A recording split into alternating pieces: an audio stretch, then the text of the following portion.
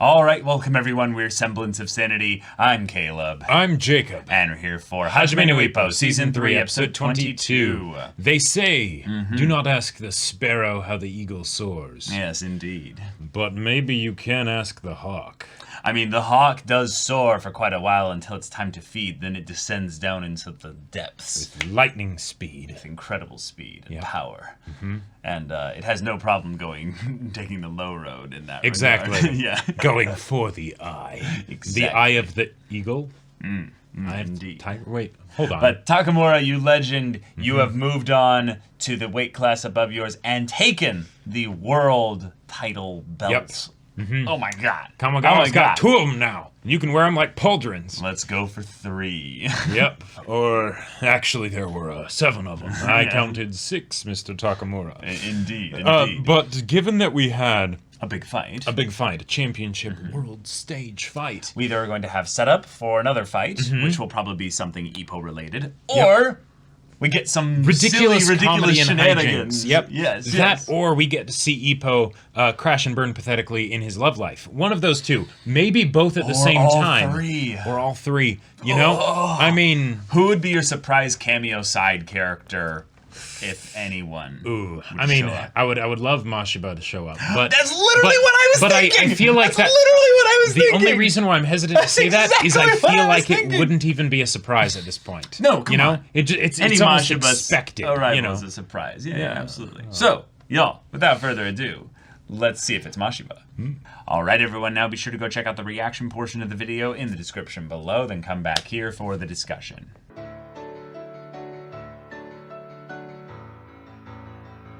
Kamogawa, Nekota, backstory. Kamogawa and Nekota. We're going back to 1947 and just going from there and their story which really does mean that Kamogawa is old as balls. Now, Ippo as a show started a while ago. So I don't know exactly what year it's supposed to be taking place. It should be set in the 90s. I believe so. It should be set in the 90s. Which makes it a bit more like, okay, he's around 70 or 80 or so. But, right, but there's a couple technological things that are just not being brought up that would have been a thing. So this there's no cell phones. And they did say specifically that their washed up has been boxers coming on 30. So that we've got a good frame of reference for how everything works out time wise. Exactly. I would put both of them to be just about 80, 81 or so. The thing is that Kamogawa, which the fits fact that if he this is trains 50 with years him though. Before. Yeah, I could see him. Kamogawa was a tough cookie. I could see this being like early 90s. So it's actually more that Kamogawa's closer to 75, you know? Yeah, that 5 years will make a big difference. Make a huge difference, because the fact that he can actually punch with the gloves. I was being sarcastic. But No, I'm being serious because with bones and stuff like that, it's really tough. The body gets fragile. Well, right, but just the ability to stand in the ring and as they're punching, him to just take it with those big gloves and stuff. Yep. That's a bit. It's a bit. Yeah. And not easy just because, he's got the gloves on. If he's pushing 80 or something like that. And I'll bet he still works out and stuff to keep himself in shape so that he can do that, but then also because, he did used to be a boxer. He wants to maintain that a bit. But totally. But still, Yeah. So we got the other side of things. Not so much a silly comedy, but actually more of a serious backstory stuff. Very. And it got a bit scary there for a second. Yeah, I couldn't keep my meta kind of stuff out of the tension, really. I knew there was no way that this was the kind of show where they were going to violate Yuki. Yeah, definitely. But they did set us up with the idea that she died at some point. And the picture they had of her was when she was younger. So there was, for the slightest bit, a worry that there was going to be something where she would get killed by an American. And now, that can still happen. That could still happen, even potentially by the same guy, because the idea that Kamogawa talked about I could have taken the world title even before the guy he mentioned, who I'm guessing was probably the first Japanese person to take a world title in boxing. That seems like there would be some incredibly strong emotional reason that basically kept him from the thing that is the career, which has been shown, like, because, it was even said in this episode, he worships boxing. He's taken it and turned it into some kind of religion, right? Yeah. So if Kamogawa were to have an arc in this little mini bit of episodes that we get, because I'm assuming it's going to be like a 1-2 kind of deal, then it would make sense for him to let go of that, right? Yeah. And to decide what was really important, but then of course it's a bit too late by then, you know. I think what it is that he becomes the trainer.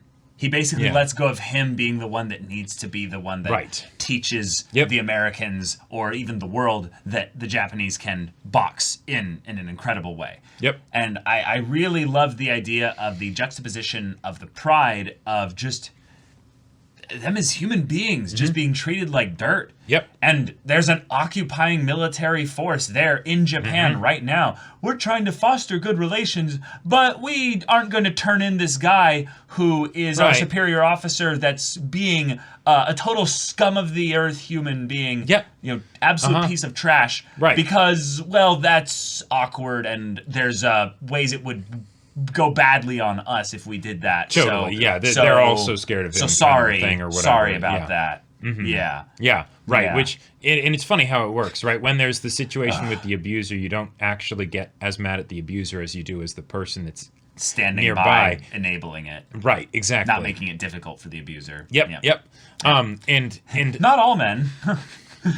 They literally not all mend them with the whole, like, not all Americans are like that. It's like, no, duh, no shit. But that has nothing to do with it. You're sitting there. While this one is doing that.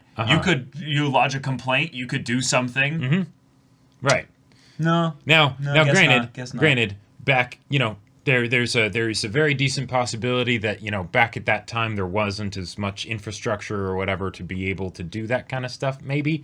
But highly doubt that. Highly doubt that. Right. Even with Kamogawa's comment of like, it's nothing that any woman could understand. It's like, this is definitely the 40s. Yeah, for sure. But the point still stands is that the words of that American who was translating things into Japanese didn't do anything more than fire up Kamogawa even more about okay. And in a lot of ways, very, very much going to take this seriously. Right. And in a lot of ways, that was the best thing that the words were able to do, is not do any kind of like attempt at diplomacy or whatever, but it's the kind of the cold hard truth that on top of the fact that he just handed their asses to him, but you can't beat this guy. It's not going to work out, right? So if you want to, I'm telling you not to do that. Don't even go after him in the ring. But hey, if you have to, you would need to change.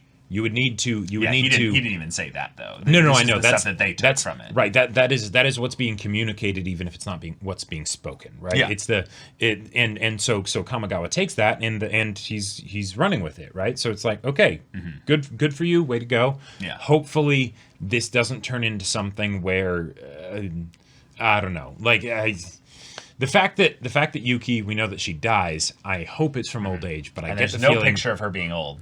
No picture of her being old, and I get the feeling that the kind of thing that would keep Kamogawa from going to the world stage or whatever is because she died. Is because she gets killed, maybe by this guy, and then whatever, right? Yeah. And then he goes after him in a rage or whatever, disregarding the whole thing of his career, because of course he would at that point, right? But then he gets destroyed or whatever. It's the thing that basically is the schism that takes him away from the thing most important to him. Because if boxing is this important to him, what could possibly take him away from it? Well, something really bad. A little bit more. Yeah. Yep. So I love the idea that we're focusing on this as just hey, let's break completely from the general forward momentum of the timeline of things and just have a flashback arc. And I really like this because there's nothing really I was expecting from the rest of the season. Like, there's not many episodes left, and then it's just a thing of where there's no real build-up for an Ippo fight. So I was thinking, if anything, that they would have more build-up towards something that would have been like a for an eventual fourth season that just never came. Plant the seeds of what the next stage of things are going to exactly. be. Exactly. But instead it feels like more no, they were probably aware that this was going to be the final season. They're like, hey, Kamogawa has never gotten that full focus. Right. Like, we've teased a bit of stuff with regards to him. But now that Takamura took this, this world title away from an American, this is actually a pretty relevant backstory. Oh, yeah. It's a very relevant backstory. Like you said, 2 Americans. The one that was very similar to the what's-his-face douchebag guy, Anderson. Yeah. The most common American name. Alexander Anderson. But then also he faced Eagle after that, who is the antithesis. Yes. So, yes.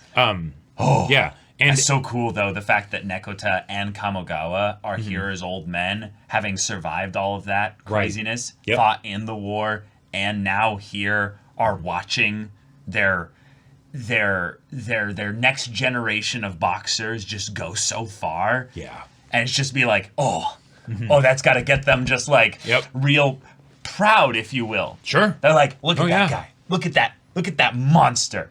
Like, He's got to watch him box. Yep. Like, that's just got to be so exciting for them. Yeah. And then the potential tragedy of it being something where they spent their youth on this, meaning that they definitely helped, like, probably in a lot of ways, the boxing industry of Japan. Sure. But in a lot of ways, this was their life.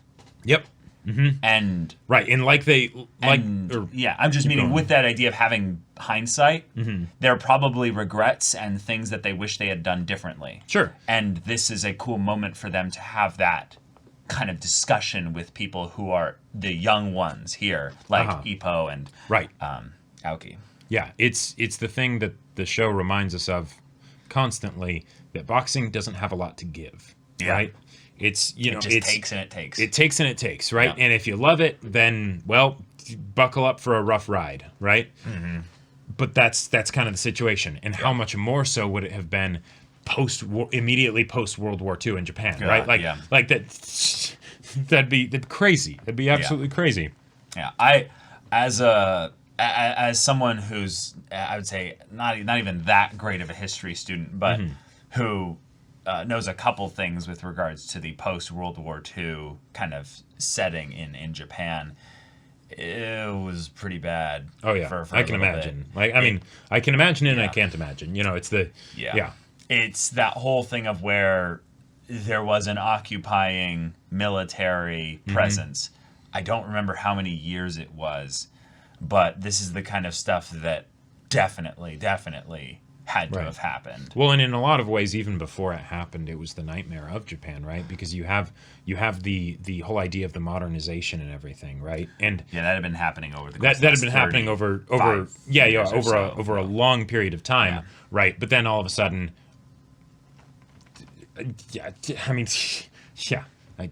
right. So over the course of a couple generations, the borders opening up, right? Mass expansion.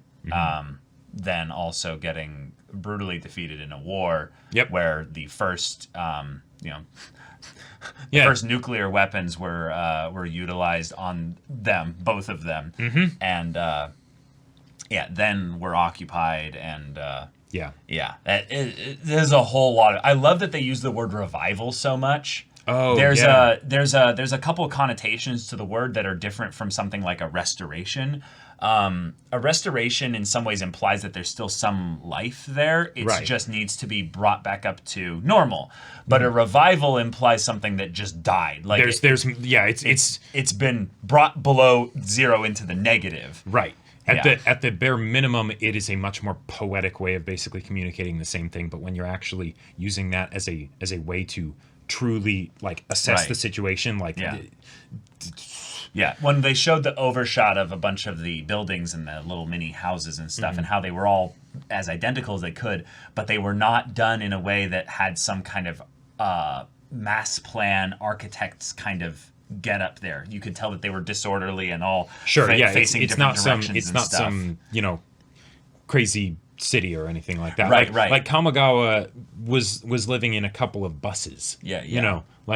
Which had some kind of shack covering to keep the rain off of it when there was a storm or something. But then Nekota, no, he was living under a bridge. Right. And because it can, bombs came and just leveled this area. Exactly. So, yeah. And it can be done as sort of like a joke of you just want to take her back to that place. He just lives under a bridge. There's nothing. You don't want to stay with him, right? But then it's like, oh wait, no, that was his life. Yeah. Yeah. Yeah. I also liked that they were older. Like, this wasn't them at, like, 18, 19, 20. Right. They spent their 20s in the war. Probably, yeah. So if it's 47 right now, Japan entered the war pretty much at the beginning. But they were also probably involved, maybe even, it doesn't necessarily have to be the case, but they could have even been involved in the military side of things before then with what was going on more surrounding Japan. Possibly. There. And then when it comes, towards, actually, in the island warfare side of things, he was mentioning like, oh yeah, they told us all kinds of things. Like, you can go and take Sherman tanks with bamboo lances and stuff. Right. And it's just like, oh, that's a picture right there. Yeah. Holy shit, they survived just that. The bits. So these guys are not kids anymore. Right. They're grown-ass men. They have seen the cruel harshness of reality. Yeah, they have gone through it and survived it. And now they're getting that almost that pep in their step again, even though they're pushing 30, which I know it's not like old by any stretch of it. Like, I'm about to turn 30 in June, but the idea that they had each other, they pushed each other in that respect, and I feel like that might be where things shift for both of them. Is that Kamogawa goes down first. And Nekota's career maybe doesn't go as far because he doesn't have his buddy to push him alongside him. And the whole thing that they mentioned back when Ippo had this problem and they went to Nekota specifically to get help with it, but you can't just take hits and hope to have a long career. Like, boxing already is, is cruel with its contenders anyways, right? Yeah. Like, your career is going to be really short as is. You don't want to give that any help. Totally. But yeah, so, okay, let's get another one of these in the next episode. Can't wait for it. So, y'all, thank you so much for watching this episode's reaction and discussion. If you want to see the next episode's reaction and discussion right now, though, go check out the link in the description below for our Patreon. You can get an early access there. You can watch full-length timer reactions there, and all this comes with Discord access, so you can chat with us in the community there about this show, about anime in general, and also be sure to check out our Twitch channel. We stream every weekday. The info's in the description. Yeah, so if any of that interests you, we'll see you there. But until then, we're Semblance of Sanity. I'm Caleb. I'm Jacob. And we'll see you all next time.